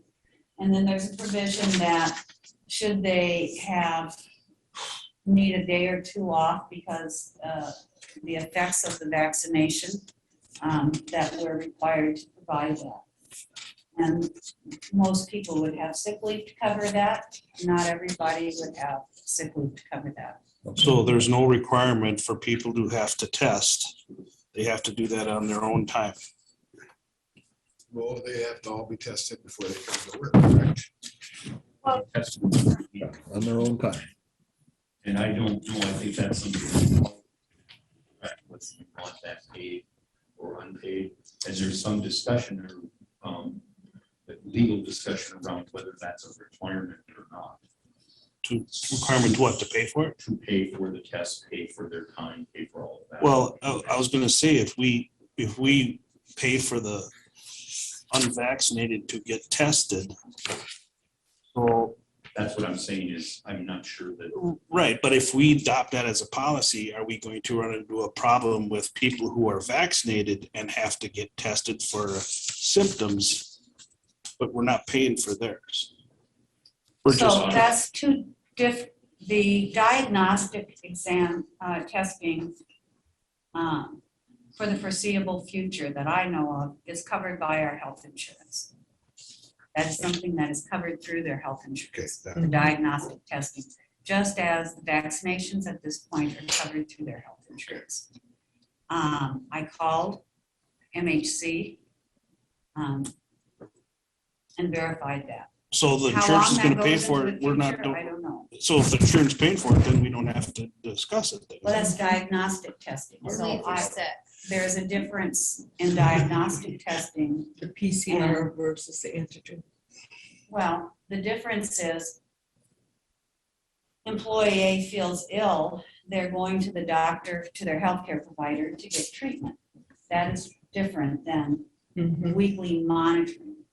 And that kind of testing is not covered by our health insurance. That's the biggest question is asymptomatic testing. This policy would require people asymptomatically to get weekly testing. Right. And the capacity and availability of that, the cost of it, the cost of doing it. Those are a lot of unknowns. And the requirement is you as an employer, how much of that burden you legally have to bear and how much of it you choose.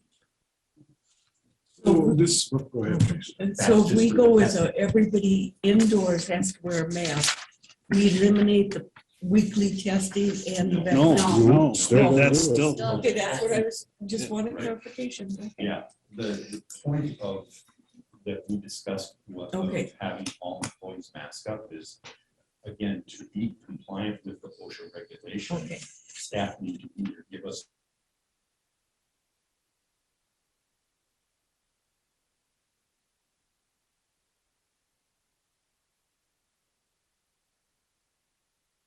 verification weekly and then mask up. That's happening is for lots more people to know people's their vaccine status. And so that's the purpose that I would have it saying, have your staff mask up, because logistically how to enforce that is very difficult. And it's, I think, difficult then to protect those employees' private data. But if you mask up, that doesn't preclude you from having to test. The path you chose last week is collect the vaccine data from employees, keep it with HR, and then people who choose not to, for whatever reason, would need to be tested weekly and then mask up. So this is just trying to operationalize that. And that medical data would also go to their individual medical file. So many people every week will be getting tested, correct? And from out of our county here, from our Anybody who's employees, not so many. vaccinated. Anybody who's not fully vaccinated. So if someone's on a path to being fully vaccinated would also have to test. Yep, until he's fully vaccinated or even after he's fully vaccinated. For 2 weeks, I believe. Is that it? That's one of the things I have to check on. It's a definition of when you're, Mhm. once you get the shot, you're not fully vaccinated. It takes a couple of weeks. So let's say next Monday, we gotta have 10 or 15 people that work for the county go get tested. Can they come here to your public health and get tested, or do they gotta run to the clinics or over to La Crosse? Or do they gotta make an appointment, or how does this go? Currently, we don't have any capacity for testing. And Could we? I know really clearly that if we in public health could have stood up testing, we'd have done it long ago. It's an important component of the public health response to this. But even the large healthcare providers have struggled to stand up testing sites until just recently. So what if there's no way to get a test that week I think, and we're out of compliance with OSHA? I think showing good faith is part of the policy. Mhm, Have to document, we'd have to have documented records as to why we were not mhm. able to comply. The policy that's in front of you is, does not provide for employer paid testing, that the employee has to go get that on their own, at their own time and bring that in. The question we have in this policy, and I'm not suggesting that's the road we should go down. I think Commissioner Burns brings up some very valid points. But just so you know what's in front of you. It does leave open the question as to who's going to provide the mask. Now, one of the, I know there's a lot of back and forth between legal practitioners in the state. It appears that we don't have to pay for the testing. However, having said that, I do think that there is, we do have to address the claims that are going to come forth from as to if you have an OSHA mandate, you should be paying for it. So that's, I think that is, we will have to address that as to the cost. You know, that gets me thinking is when we're told to have a certain piece of equipment in the highway shop, a protector, we provide that protection for that employee. We're providing protection for our employees. I may not totally agree with it, but we have to take care of our employees. So a mask and testing is taking care of our employees, is what guides us. It might be more similar to the brightly colored vest that you have to have for anybody that works in the highway or. So we can get brightly colored masks for So people. we could, they'd probably cost a little more. Neon. Yeah, let's not talk about that, John. So like if I was coming into work today and I had to go get tested, so you tell me I gotta go. So I run over to La Crosse over there and I sit 4 hours waiting to get tested. So does this person gotta take the day off or how does that work? The current policy that's in front of you, it is on their own time On their own time? and they can do it anytime. But the current policy in front of you is on their own time. Bob? I agree with what Dewey said as far as providing the masks and providing for the costs of doing the testing. I think it would behoove us if we had the department, the Health and Human Services, contact the clinics and the pharmacies in Houston County. And if they work until 5, the clinics, the pharmacies stay open until 5:30, and anybody that's working can run into the clinic or the pharmacy or set a specific day, be it Monday or Tuesday, that they can go and get their test. The county will pay for the cost of that. We'll take it out of the ARPA funds, and the testing is done at the county expense, and we provide the masks. I still go back to if we're going to make everybody masked, then anybody that comes into the courthouse has to be masked, or any other county facility, public-wise, has to be masked as well. Well, Otherwise, they're now, setting their employees this- apart from. The thing is, though, this is an OSHA mandate for employees. It's not an OSHA mandate for the public. But we can do that. We can do that with county facilities if we want to. Mhm. Like we did before, we had somebody at the door, Yeah. provided a mask. I just look at it from the point of view of, well, if all our people have to wear a mask all the time, anybody that's coming in and facing them should have to as well. So we're gonna have to hire somebody, a 67-day to, Mhm. well. it's gonna be Just like we more did than that, before.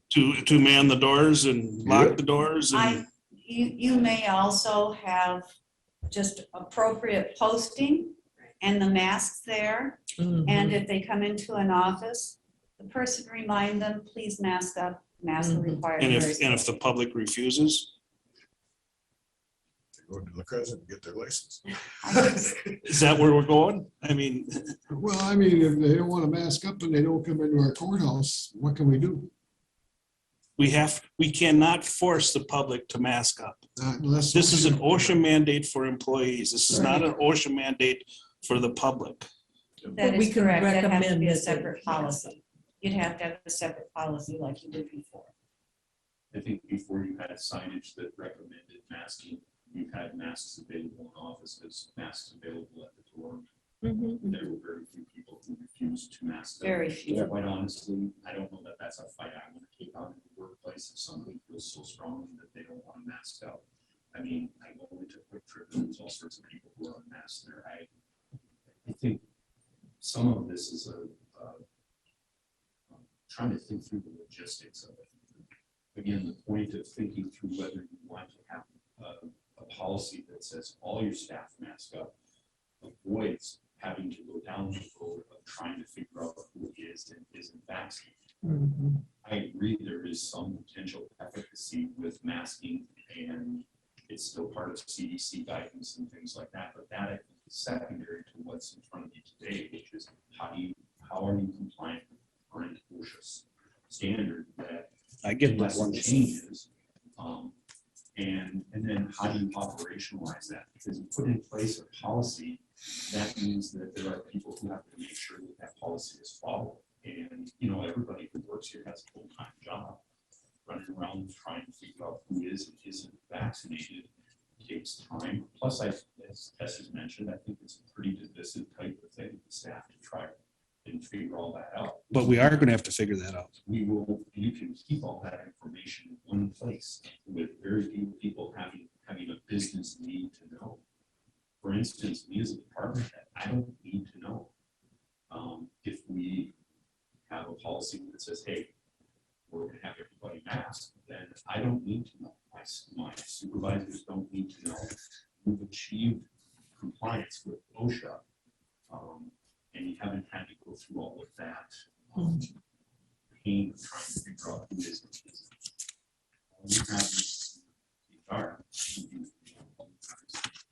that information. All right, I'll drop the issue as far as the general public, and that's fine.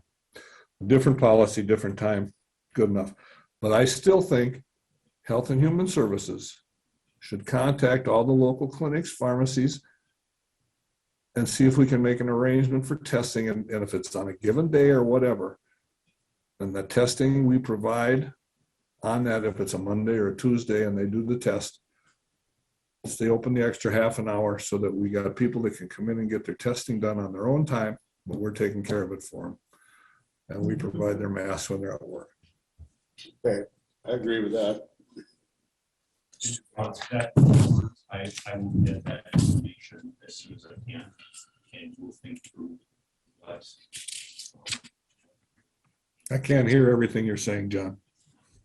Okay, Take I your will get mask that off. information as soon as I can. Is there any way we can get people excited to get vaccinated, or what can we do? Well, this isn't the way to do it. I know, this ain't the way, but what can we do? I mean, we need to get people vaccinated, but how can we do it? There's religions, there's health issues. I mean, there's just no way that I can see that it's gonna work. I don't know, but. Well, we may be surprised how many people actually are vaccinated. So Good we don't point. really have that data, so maybe they have been excited. I mean, public health has been working on this for the last year and a half, and have had quite successful vaccination clinics. Right. And I know other healthcare providers have as well. I know there are folks who elect not to do that, but I do think that overall, we've had pretty good rates in this county, so we'll see. Yeah. It may not be as big of an issue for us as we, as we think, maybe. So what is the deadline for making this a policy? Well, we need to You have to have a plan in place by the 10th, by the 10th. if you will. But your next meeting's the 11th. But I think if we're making really strong, good faith faith. efforts to move Okay, forward, okay. we'll have a final Okay. document now that we have more direction Okay. for you at your next meeting. And then that'll also be a document, then we can have a policy, then we can immediately after that board meeting, start Okay. requesting employees to send their information, not through any other employee in the county, for them to contact personnel directly so that we maintain data practice. So there's- I'm sure every county's running into the same problem. Well, the state can't Mm-mm. enforce something that is up in the air until the 7th, you know, with that Mhm. still going on. I mean, and good faith effort. That's all we're trying. Yep, that's See, right. Mr. Burns has got his hand up. And the only other question I got with regard to the policy presented to us here, there are places in the back where it says January date to be inserted. On the first page, when you go down the line where it says vaccinations, there's January 7th, January 7th, January 7th, second page, testing and face coverings, January 7th. Should that not all be January date to be inserted? We will be inserting that. Those were the deadlines, but we obviously are not meeting that first deadline because Well, the board is looking at that. So all those dates will be changing. Is that deadline valid because it's going before the Supreme Court, so the deadline doesn't count? Or is it still a deadline and we got to meet that? I don't think we need to worry about. I think what you're referring to, Commissioner Burns, we looked at the chart change to date to be inserted and missed the January 7th dates in Up the above body. in the test. So I agree. I think those would all be date to be inserted. However, we will have those dates inserted by next week. Like I said, we have to do some counting backwards on compliance dates for those who are in the process and things like that. I think that's optimistic to think that by next week, the Supreme Court will have reached a decision. I think Or so we'll too. have to have a policy until the state of the law changes. Yep, that's right. So. Okay. Let's unless hope we there's don't lose further no questions. employees over this and everything goes smooth. That would be nice.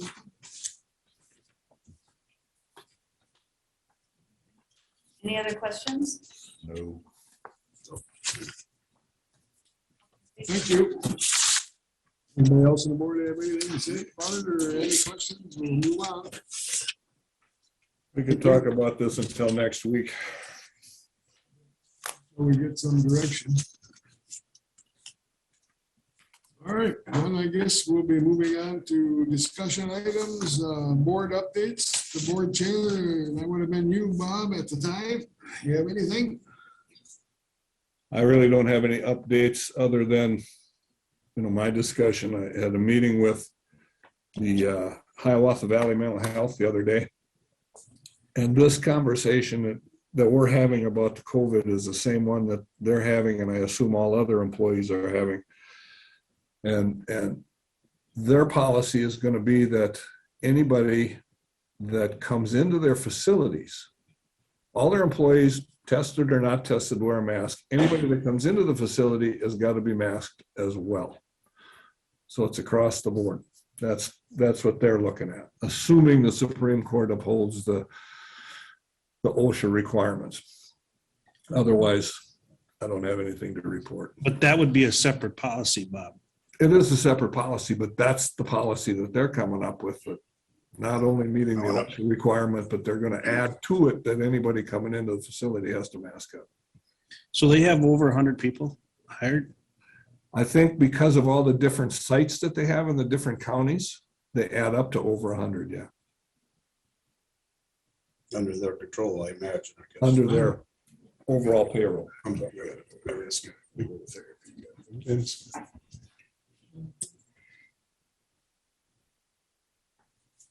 All right. Anything else, Bob? No, not that I want to bring up now. All right, Dewey? Well, not much going on. Nice and chilly in Green Bay Sunday night, but. Were you there?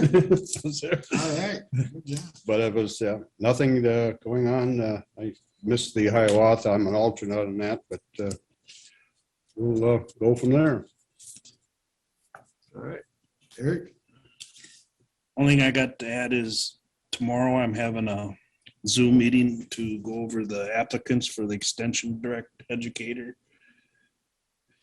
And so no decision will be made, but we'll just go through the applicants at tomorrow. So, and that's pretty much all I got, I believe. Are there quite a few applicants? What was that, Bob? Are there quite a few applicants?